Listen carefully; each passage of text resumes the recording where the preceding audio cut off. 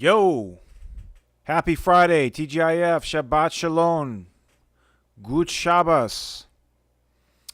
This is Gabe with the EMMAUS Wire. It's great to be back with you guys. It's been what? It's been a minute, huh? It's been about a month, I think, since last time I was with you. 2 months. Yeah, it's been since July, I think. Maybe a little later in July. Maybe 6 weeks, something like that. I don't know. Anyway, it's great to be back with you. I was out for a couple weeks on a trip to the Middle East that took some video. It's kind of amateurish, but we're seeing what we can do to clean it up and share it with you all. Went to Iraqi Kurdistan to visit some friends and hang out and see some cool things, and had some profound experiences there. Went a couple places I haven't been to before there, which was great, and had some profound experiences there that I went with a team and Matt Whiteford and I, who you've met Matt before if you went to our the FAI conference, I should say, in Dallas in 2023. He's also done some writing for us under the pen name Matthew Cullen, the Maranatha pastor. He was with me. He's my pastor. And so we shot some videos there that hopefully I'll get to share with you guys soon.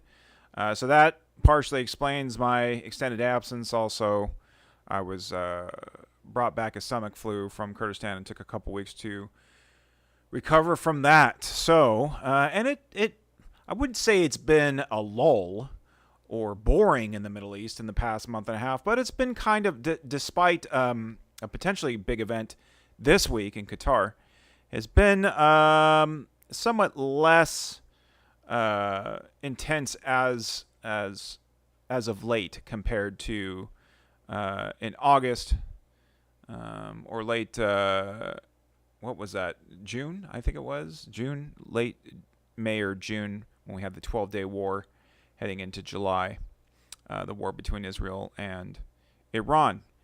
So, who we got? Jesse from Georgia, US of A. Glad to have you, Jesse. Hero, shalom. All right, so thought it would be good to do maybe just kind of a brief recap of what's going on in the region right now in the Middle East to get us all up to speed before we jump into today's main topic, which is the IDF strike in Qatar in an attempt to decapitate the entire Hamas political leadership, which is kind of iffy. It's kind of a wobbler right now. We're not really sure how that went down yet, and we may not know for a while, by the way. More on that later. First, I thought it would be good to point out, oh, hey, we're getting some people in now. What's up, Cambridge, New Zealand? What's up, Pennsylvania, Nova Scotia? Oh, yeah. Great to have you here, Terry from Nova Scotia. Shalom, Luke. All right. So I'm going to switch over to a map of Syria, northern Syria to be precise. What's up, Paul from Boston? What's up, Devin from Kansas City? CG from Annapolis. All right, so you can probably see here now. I've got a screenshot of northern Syria up on my computer. By the way, if you haven't been in the previous live wires, occasionally I'll use a service that you can find online called liveuamaps.com, LIVEUA maps.com. It is free, although it has a ton of ads. You have to pay for the ad-free service. But it's really great in that it highlights different conflict zones around the world, and it will geolocate tweets, or I guess they're X-posts now, about what's going on in those regions, and it has this kind of cool color-coded icon system here. So you can see this is a map of northern Syria. It goes all the way from the Mediterranean coast there near Latakia, where the Alawites live, on the left side of the screen, all the way over to the right side of the screen, the border with Iraq, and then north of that is the border with Turkey. So you can see kind of the color-coded pieces of the map there. Green is the area that the new HTS regime of Abu Muhammad al-Jilani controls. That goes from the border of Turkey in the northwest all the way down, you can't see it, but all the way down to Damascus and the border with Israel and Jordan. including major cities like Hama, which you can see there, also Homs or Hama down here. I'll use I don't know if you can see my pointer, but I'm pointing at Homs right here. There's also Aleppo further north. And to the east of Aleppo, you can see this this yellow territory here. This is the administration of North and East Syria, also called Rojava, or Syrian Kurdistan. This is the Kurdish majority area of Syria. It's actually more Arab tribes are the majority down here in the south near Deir ez-Zor. But and it roughly runs along the Euphrates River. Here is kind of the border, except for this particular area where you see a lot of icons, and that is because this is a conflict zone around the city of Manbij, which has been a very contested city. Manbij is actually right here, but this is a whole district called Manbij, with the capital city named Manbij. And this has been a very contested area for years, actually, and has been on the short list of cities that Turkish President Recep Tayyip Erdogan would like his Syrian jihadi proxies to take over and control. And that so far has not happened, thankfully. Earlier it was because the SDF had made a deal with the Assad regime. Now that Assad is gone, the SDF, which is the Syrian Democratic Forces, or the militia, the Kurdish-led militia that protects Rojava, protects the autonomous administration of North and East Syria. They are currently in a deal with the HTS regime, with al-Jilani's government. Now, HTS, remember, is kind of a conglomerate of different Islamist factions. Not directly part of that faction, but part of the regime, you could say tangentially, is the Syrian National Army, SNA. And I throw around these acronyms a lot on Twitter, and sorry if it's somewhat confusing, because it is. I mean, there's not really a great way to simplify it.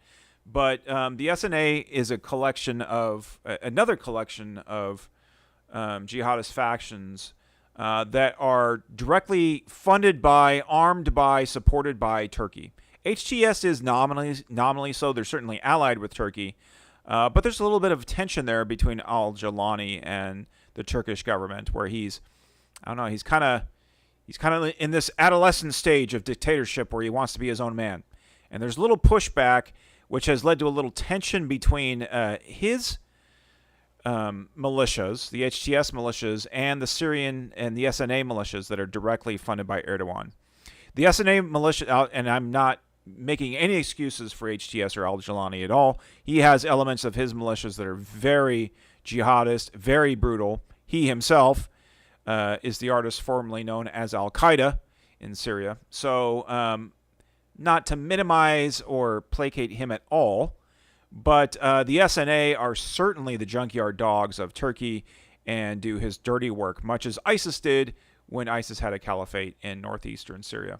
So, in fact, many members of the SNA are former members of ISIS and wear ISIS patches to this day.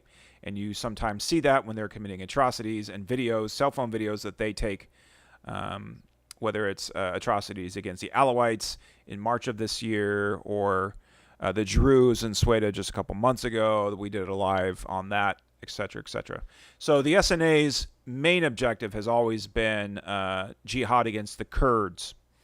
And right now, this is the area that is heating up in this conflict. Right around Manbij, there's a dam that crosses the Euphrates here called the Tishreen Dam that the SDF came to an agreement with the regime about.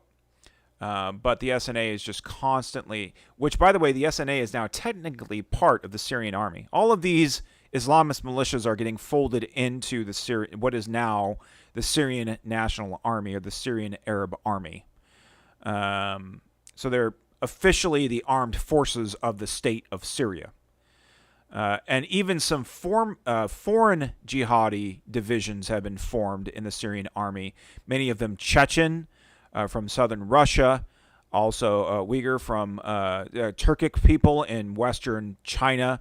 All of these other people groups that have come to fight jihad in Syria for over a decade against the Assad regime stuck around and stayed in the HTS, and now are being folded into the Syrian military, which is kind of crazy if you think about it, that there's entire regiments of foreign fighters in the Syrian army. They're not Syrian nationals. They're not Arab ethnicity. Very interesting. Anyhow, Luke is asking again, what is the website called? It's liveuamaps.com. I'll put it in the chat. uamaps.com. I think. Something like that. If you Google liveuamaps.com, it'll send you to the right place. That may not be the exact URL. Okay, so now that being the backstory, the conflict that's taking place in Syria right now is kind of located around this dam area, which is a strategic location. And so there's been an increase or an escalation in rocket fire, shelling, airstrikes, drone strikes, and all of that between the SNA, which are Erdogan's proxies, and the SDF, which is the Kurdish militia over here. The Kurdish militia has made this dam and Manbij a red line. They refuse to negotiate it away. They refuse to retreat. They're standing and fighting. And just in the last few days, there's been several rounds of back and forth rocket fire and shelling between both sides. What's interesting about this is the Iraqi Kurdistan government.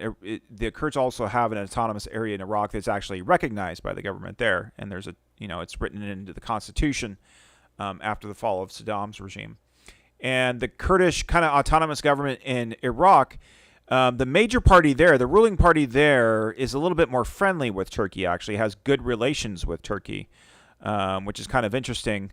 The goal of all the nations around the greater Kurdistan, whether it's Syria or Iraq or Turkey or Iran, has always been to exploit the divisions amongst the Kurdish people and to turn them against each other.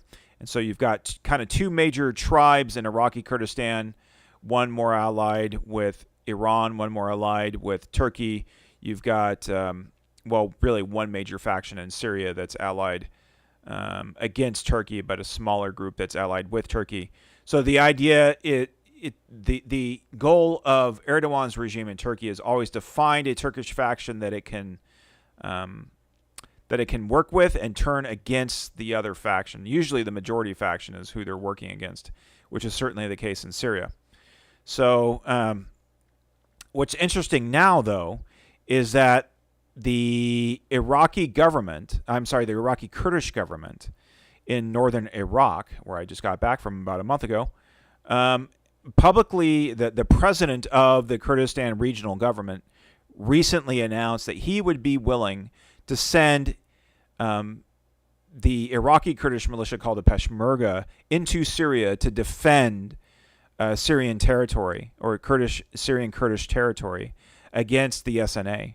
This is kind of a big deal because the SNA militias, the Islamist jihadist militias, are supported directly by Turkey. So Nekaveh Barzani, who has good relations with Turkey, is willing to send essentially his military to defend Syrian Kurds in Syria against Turkish proxies, and which is really, I think, an encouraging and a hopeful sign that there's been some back and forth between Syrian Kurds and Iraqi Kurds in the last few months, especially since the HTS regime took over in Syria. And so this is a really encouraging development that we always like to see the Kurdish people standing together, especially across the borders between Iraq and Syria and Turkey and Iran. There's different dialects of Kurdish, different parties, Kurdish parties. There's a lot of division in Kurdish society, both political and otherwise. And so it's always good to see Kurds standing together against common enemies, which in this case are, I don't really have any other way to describe it, but blood-thirsty jihadists who took over part of Syria up here in kind of northern Syria around the Afrin region about 7 years ago and committed a lot of war crimes and atrocities against the Kurds who lived there, Afrin, the city, used to be majority Kurdish, something like 70 or 80% Kurdish. Now it's like 10% Kurdish. They forced most of the Kurds out. And no doubt they would do the same in Manbij and other places in Rojava if they had the opportunity to do so. So it's great to see Kurds standing with Kurds against jihadism, whether it's Syria or Iraq or Turkey or Iran or anywhere in the Middle East. Okay. Top story of the day, Gaza. What is going on with Gaza? Well, let's start with a map of Gaza, the Gaza Strip. Before we get to what's going on in the Gaza Strip right now, I just want to briefly recap what happened in Doha, the capital of Qatar, earlier this week. So Qatar is a small kingdom, a small emirate on the Gulf Coast of the Arabian Peninsula. The United States has favored trading status with Qatar. Many of you, if you follow the wire, are somewhat familiar with Qatar and how it attempts to straddle both sides of the fence of both, the pro-Western side and the pro-Islamist side. The Islamist news outlet Al Jazeera is based in Qatar. The Muslim Brotherhood is very comfortable and well received in Qatar. Qatar is kind of the outlier in the Arabian Peninsula, as most of the other kingdoms and emirates have moved in the direction of anti-Islamism, anti-jihadism, pro-Westernism, pro-Israel political stance, such as Saudi Arabia and the UAE and Oman, and the majority of Yemen that's not controlled by the Houthis, the government in exile in Oman, has tipped more and more pro-Western, more pro-Israel, and away from Islamism and jihadism. Qatar has attempted to kind of straddle the fence. Qatar has good relations with the United States, as many of you know. They gave President Trump an airliner. They pump billions of dollars into the coffers of U.S. politicians, U.S. educational institutions, U.S. public school systems, much so that they can influence those systems against Israel. At the same time, though, they act as a sort of broker for Israel in its conflicts with Iran, the Iranian regime, and also with Hamas in the Gaza war. So the United States Fifth Fleet is based, I believe it's still the Fifth Fleet that's based in Qatar. The Qataris get billions of dollars in trade with the United States every year. And yet they have this sort of antagonistic relationship towards Israel in the West, while at the same time acting as peacemakers. So it's kind of the strange nuanced thing. And really what it is they just try to play both sides of the minority of the population of Qatar are very, very wealthy, billionaire, tens of billions, hundreds of billions, oilmen. And that's it. The royal family controls the oil, and it's the royal family and his wealth and those connected to him through the oil business that control Qatar. And then there's what you might call a near slave labor force, serfdom, I guess you might call it. Hundreds of thousands, millions even, I believe, workers from places like India and the Philippines and other places in the third world who come to work in Qatar and for construction or work in the oil fields or whatever it may be. So they actually form the majority of those who live in Qatar, and the minority is the really wealthy population. That's really all. That's what Qatar is. That's what Doha is very wealthy oil families who live off the labor of indentured servitude. So, Qatar has been hosting the political leadership of Hamas, the top leadership of Hamas, outside of Gaza for years. And ever since October 7th has been kind of put itself in the position of negotiating, trying to somehow moderate Hamas, which, everybody really knows isn't really possible. But they have put themselves in that negotiating position for the last couple of years. And it was always assumed that as long as Hamas leadership was in Doha at the Four Seasons, that they were safe and that Israel could not get to them there or wouldn't try to get to them there. And that assumption was shattered last week when Israel attempted to assassinate all six of the top leaders of Hamas in Doha, who had met to discuss negotiations with Israel. Acting on intelligence, tracking their phones, the Israelis attempted to precision strike the room that they were in, not even the building, but the room they were in, with multiple small munitions launched from aircraft. I think it was something like 10 or 12 small munitions all launched simultaneously, all hitting this room all at once. So you kind of hit every angle of the room. If one missile hits one side of the room, another hits the other side of the room, kind of thing. But it doesn't really go beyond that room or that floor of the building. And again, as always, very successful in terms of minimizing collateral damage. I believe there was just one Qatari policeman who was probably guarding the meeting that was killed. And we know that there were at least 5 Palestinian men killed in the meeting. We know this because during the funeral in Doha yesterday, there were 5 Palestinian flag-draped coffins. We don't know who was in the coffins for sure.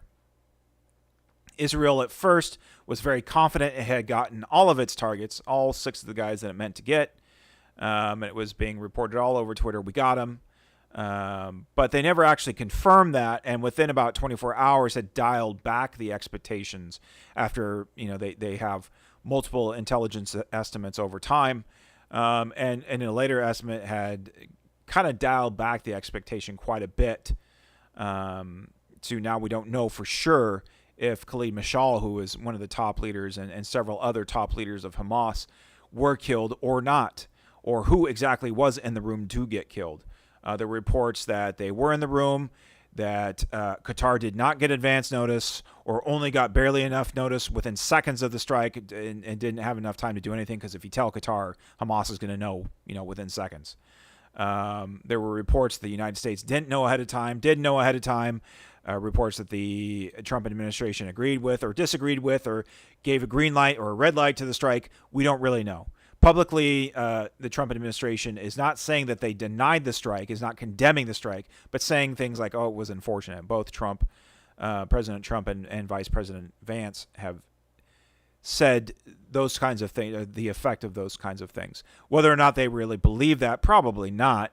I'm sure they wouldn't have a problem with top leadership being killed. It's more about relations with Qatar is the issue, and relations with other Gulf nations, like Saudi Arabia in particular, who the United States is trying to arbitrate an agreement between the Kingdom of Saudi Arabia and the State of Israel right now. And so strikes like this affect those kinds of negotiations. Obviously, Israel's in a position of, with the rest of the world, being tired of dealing with Hamas, being tired of being dragged along, and the stall tactics and the bait and switch and all of that. That Hamas leadership has been dragging the state of Israel through for 2 years. And after this sort of last,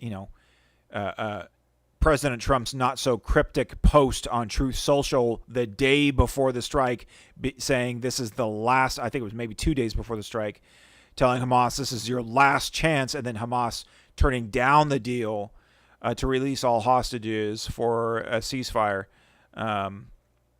It's kind of clear that was it. There was some kind of green light for the United States, and Israel would have not conducted such a strike without at least tacit approval from the United States. So it seems as if there was some kind of foreknowledge. Whether or not that got through the chain, through Qatari sources or through Turkish sources possibly, to the Hamas leadership is uncertain. Were the guys in the room with their cell phones when the strike happened? Were they warned ahead of time to leave the room and leave their cell phones on the table and the strike happened? We don't know. We may not know for weeks because Hamas isn't necessarily going to be truthful about it. They weren't truthful about the strike on Mohammed Daif, who was the leader of the Hamas Al-Qassam militias in Gaza. Israel hit his location, and there was not confirmation from the IDF, from the Israeli government, for weeks that he was actually dead. It was just strongly believed that he was. So we may be in a position again where we're not really sure who the Israelis got, and we may not be sure for a while. All we know is 5 Palestinian men were killed in the strike, and we don't yet know who. Until we see those men come out in a video that can be, verified in terms of date and time, we won't know for sure. So that's the strike that was meant to say negotiations over. Right now, there aren't any negotiations because it was hoped, at least with the strike, that there would be nobody left really to negotiate with. And it was just time to deal with whoever, maybe direct negotiations with Hamas commanders on the ground for the release of the hostages is what it would be looking like at this point if the top leadership is dead. Doubtful that the top leadership is interested in talking to Israel at this point. But if nothing else, Hamas leadership now knows that there's nowhere in the world that is safe for them. Not Qatar, not Turkey. In fact, the Turkish government has upped security around Hamas figures in Turkey. The top leadership wasn't there, but other Hamas commanders in Turkey, mostly who receive intelligence from Turkey. The Turkish government has increased their security around those people in anticipation of more assassination attempts. So that's where it is with Hamas leadership. Let's go to Gaza itself. So again, this is live UA maps. Current map that I pulled down from the website today, showing control of the Gaza Strip. So everything in darker purple here is IDF-controlled territory in the Gaza Strip. Everything without color here is Hamas-controlled area. You can see that's mostly in the central part of the Strip, what are considered the refugee camps in the center of the Gaza Strip. Really, they're more like cities. They're not camps, so to speak. The people, Palestinians displaced from what is now the state of Israel into the Gaza Strip, going all the way back to 1948, have been living there for 4 generations now. And, they've settled. I mean, these are like normal cities. They're not camps. And really the only reason they're still considered refugees is because of the UN, UNRWA, the UN Refugee Agency, specifically for Palestinian refugees. Palestinian refugees are the only refugees in the world who get to permanently keep their refugee status.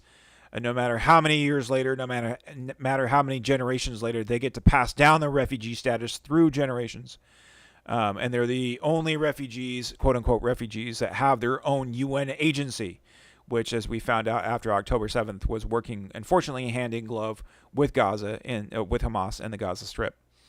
So these so-called refugee camps in the center of Gaza City are still not occupied. This strip here represents what Israel considers to be the humanitarian zone, and has been warning Palestinian residents, over 1 million people throughout the Gaza Strip, to flee to this area for on and off over the past 2 years.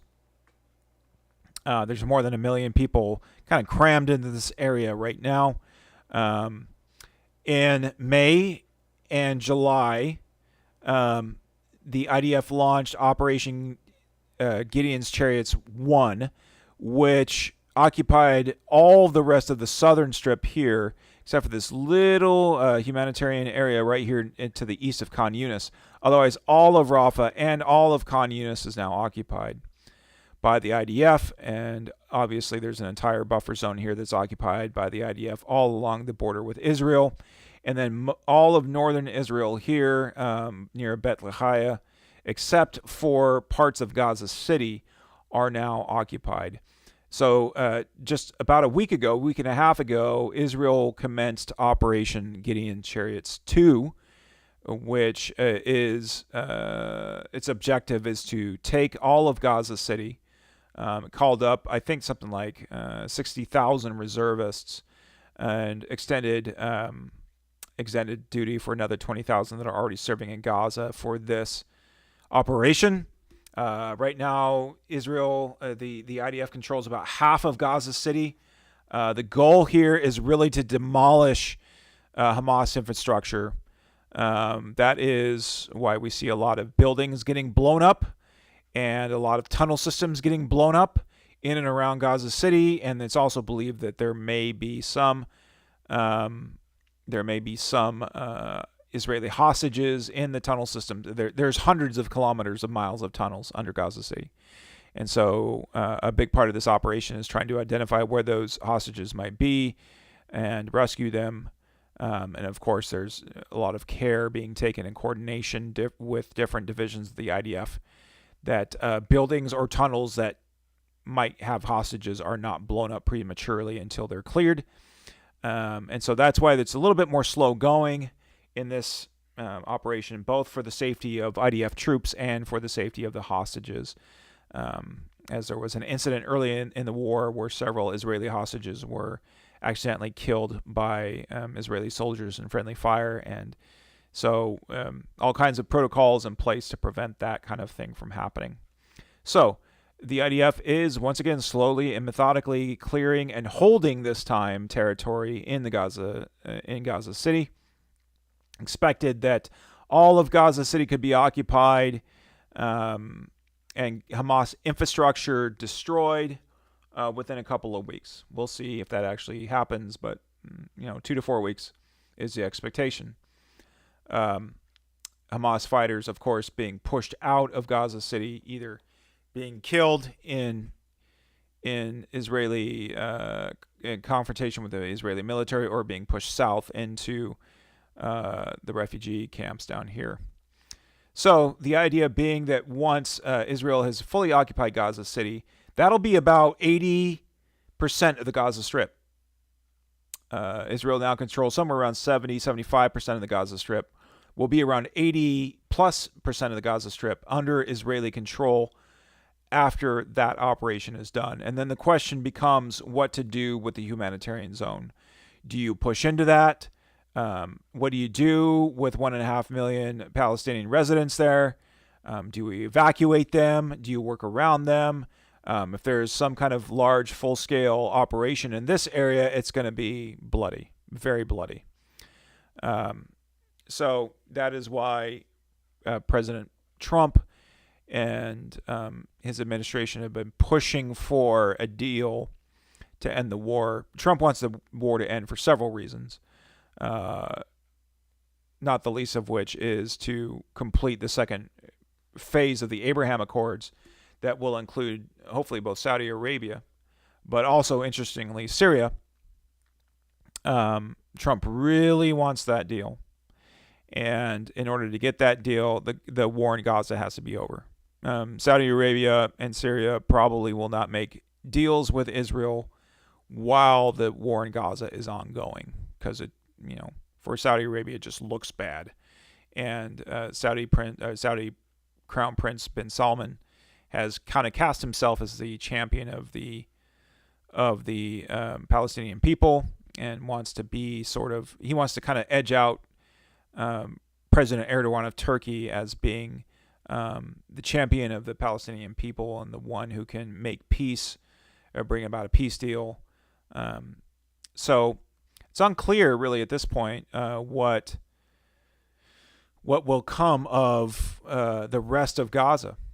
And so will there be a deal? Will the rest of the hostages be released? I think somewhere around 20 hostages still alive, about 25 bodies of hostages still being held in Gaza. Will there be a deal for the release of the rest of them?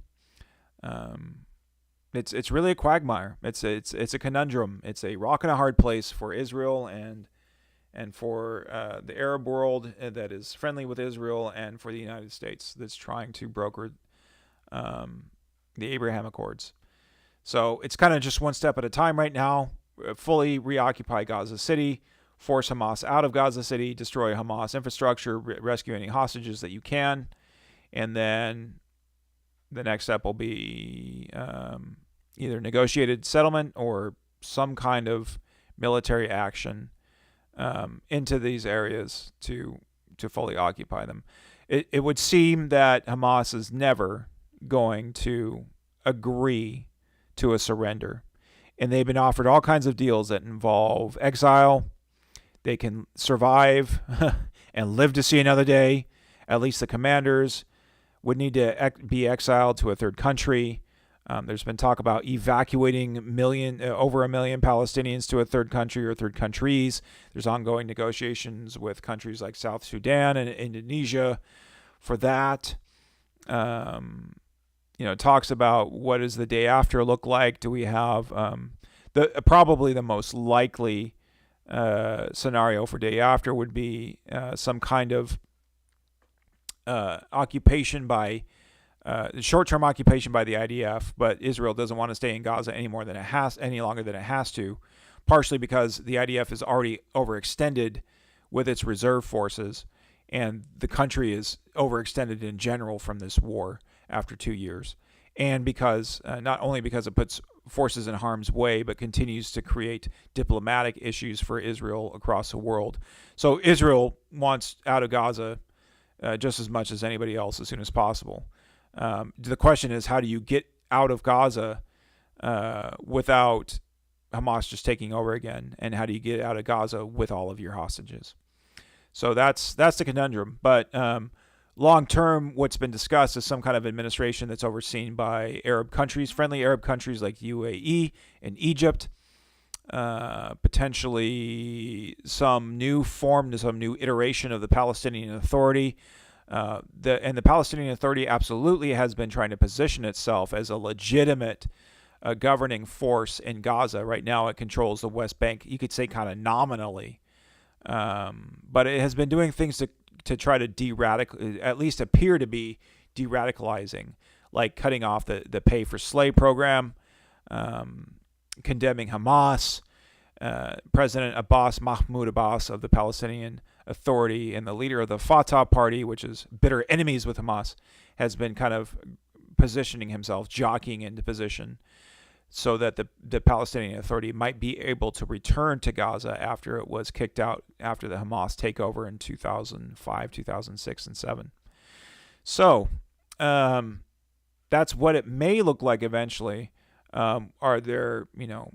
There's also tribes that are not friendly with Hamas in Gaza that have been asserting themselves, arming and asserting themselves in different parts of the Gaza Strip, and have been kind of posturing themselves to be maybe part of an eventual post-Hamas administration. So whatever's going to happen, we know that Hamas isn't willingly going to surrender. We know that Israel isn't going to willingly allow Hamas to return to any modicum of power in the Gaza Strip, and Israel is going to continue pursuing the release of the hostages through military means, if not, through negotiated political means. So that's it. That's Gaza. Any questions? I had a question on Twitter earlier that I actually just answered in all of that talking, and now I'm going to give my voice a break for a minute and see if y'all got any questions before I let you go. Hey Jerry, how's it going? What's up, Bible Prophecy Rascal? What's up? Hey Roger.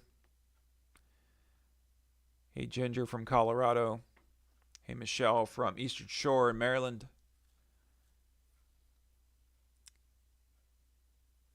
All right, guys. Well, if you don't have any, hopefully that's clear as mud for you. If you don't have any other questions, I'll let you go. Once again, Shabbat Shalom. We'll try to get back into a regular cadence of doing these live casts, live streams. And especially if there's kind of a big thing going on, we'll make sure to go live as soon as possible. Otherwise, thanks for joining. Stick around with us on Twitter, on X, whatever you want to call it. And we'll also have this uploaded to uploaded to YouTube soon for playback and on the app. If you don't have the EMMAUS Table app, shameless plug, you can go to your app store and download it. EMMAUS Table, or TET, is actually, I think, the name of the app. And that's where you can get push notifications about EMMAUS content like The Wire or Maranatha Global Bible Studies or our articles that we publish every Friday, our table talks, etc., etc., etc. All right, guys. Love you all. Peace out. Shabbat Shalom. Maranatha.